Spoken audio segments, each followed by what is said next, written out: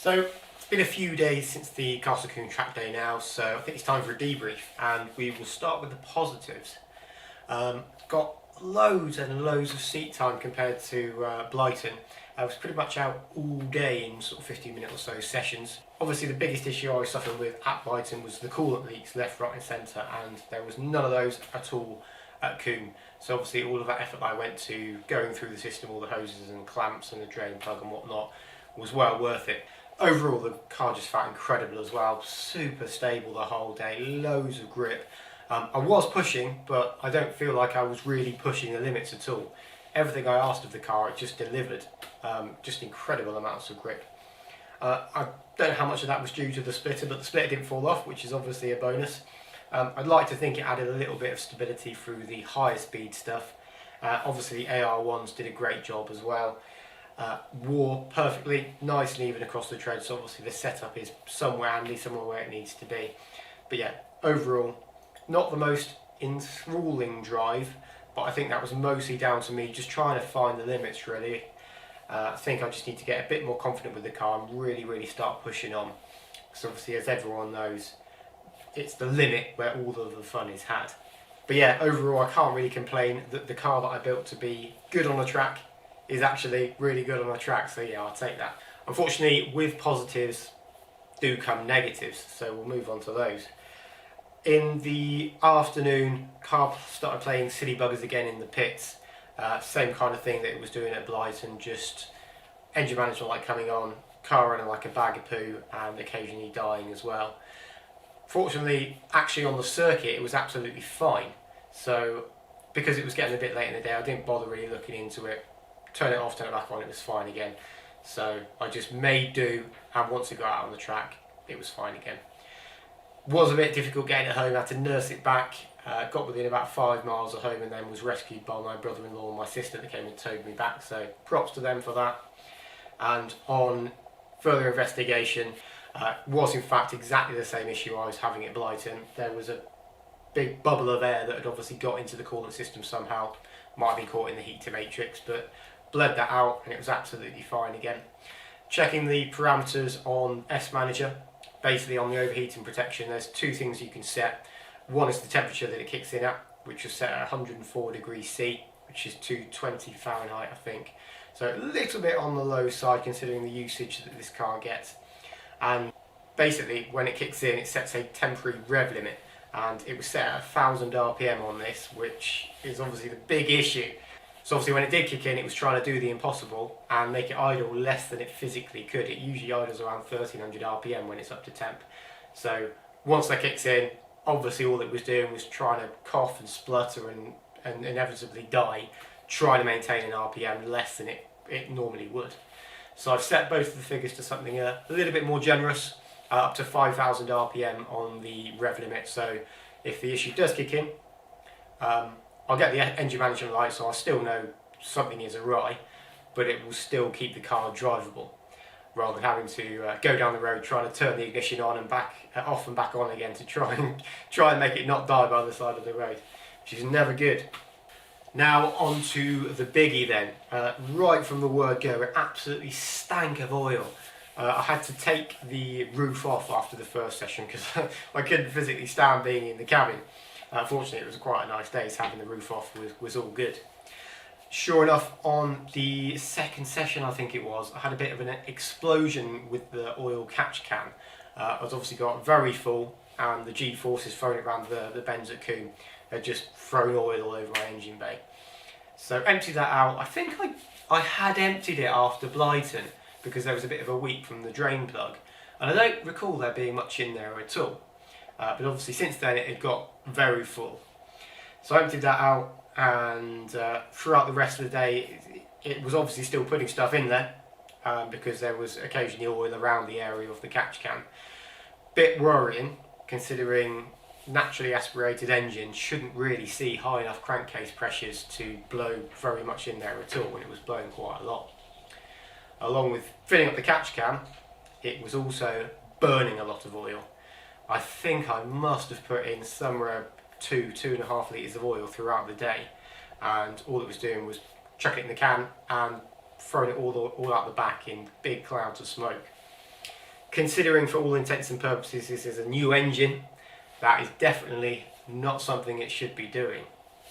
So since the track day, I had my friend Tom at SPR Engineering have a look at it. Do recommend him, very helpful guy. If you've got an issue with your car in Swindon, give him a shout. The more interesting the better. He tested the cooling system, so that was all good. Held perfect pressure over a sustained period of time, so obviously no leaks with the cooling system. Must have just been a bubble of air hiding somewhere that worked its way out. He then did a compression test and a leak down test on all of the cylinders, both of which showed an issue with cylinder 2. So it was down on compression compared to the other 3, which were rock solid, and also showed considerably more leak than the other 3 cylinders as well. So clearly something is awry with cylinder 2. We think this is probably most likely to be piston rings. You may not remember that I had a cry in a previous episode that the engine that I bought was supposed to have Wiseco forged pistons in. Actually has some cast eBay special YCPs in it. Not something that I would put in a build myself, and I wouldn't be at all surprised that these are the issue with the engine now. But whatever it is going to need an imminent rebuild. Not something that I expected to have to undertake quite so early on. Putting that issue to one side just temporarily, I have been seriously considering ditching the throttle bodies as well. I do love them, they sound absolutely stupendous. Obviously the pinnacle of naturally aspirated modification. Throttle response is brilliant, they're just a cool thing to have. However, I do feel they are severely limiting the usability of the car.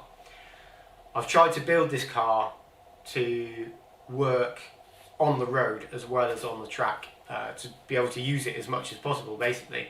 So bushes are all hardened rubber as opposed to poly or spherical bearings. Even though it's got the cage and the seats and everything, I've tried to keep as much trim as possible. Where the stock trims didn't fit, I've made some trims. It's got all the carpets in it, it's got electric windows, it's still got an alarm, it's got the stock heating, which is really bloody good. All that kind of thing, just trying to make it as usable as possible. The bodies kind of go against that completely. They are fucking loud all of the time. The fuel economy is absolutely dire, and most of all, the car just does not work when it's cold. So you can't really just jump in it to pop to work, pop to the shops, pop to the pub, pop around a friend's house, whatever, because you've got to leave it running on the driveway for a good 5 minutes to get the temps up so it doesn't grumble and splutter and die when you do actually try and use it. This is obviously annoying for me.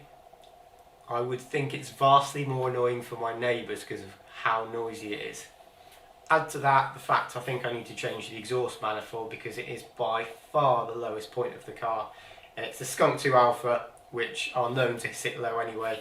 Because the front of my car sits so low, it is just bouncing off the road all the time, and it's got quite a nasty flat spot in it already, which is only going to get worse. So I think a new manifold is on the cards at some point.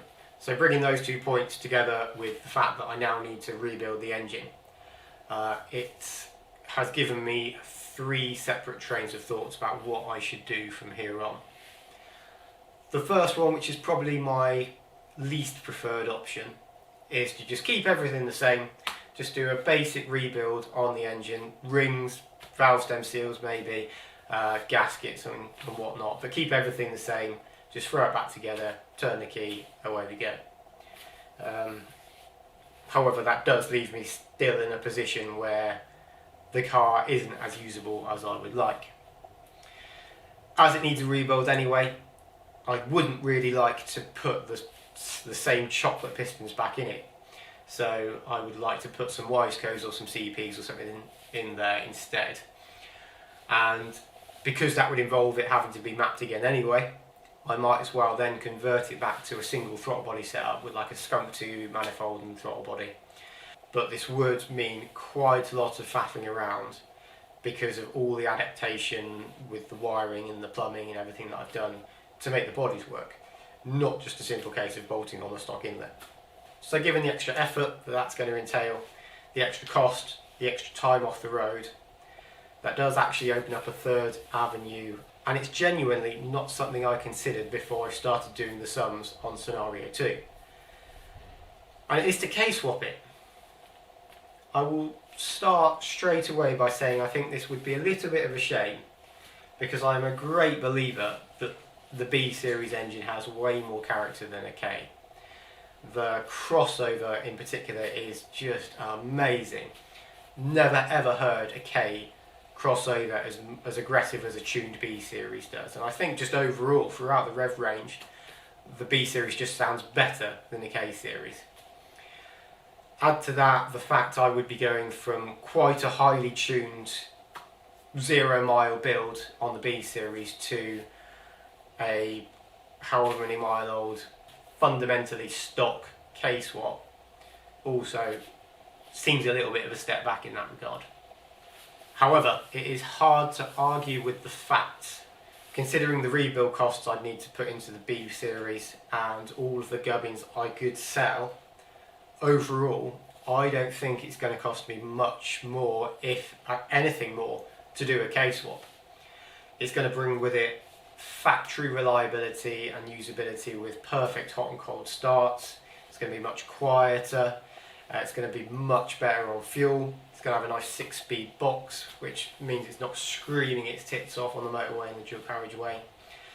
And all of that, as well as a bit of a hike in power. It should see, with some basic bolt-ons, somewhere in the region of 230 to 250 horsepower, with scope for much more if I do decide to do some decent upgrades on it. Be that just dropping cams, or internal work, pistons, rods, valve train, supercharger kit, K24 bottom end, turbocharging. Really the sky is the limit with a K series build. It would as well close off quite a sour tasting chapter in the build story. I still maintain that buying this engine was one of the worst things I've done on the build. It has been the source of multiple headaches and multiple time delays. So getting rid of the engine really would just sign that off and put it in the past and move on to pastures new. On the downside, this would mean the car coming off the road again for an unconfirmed period of time.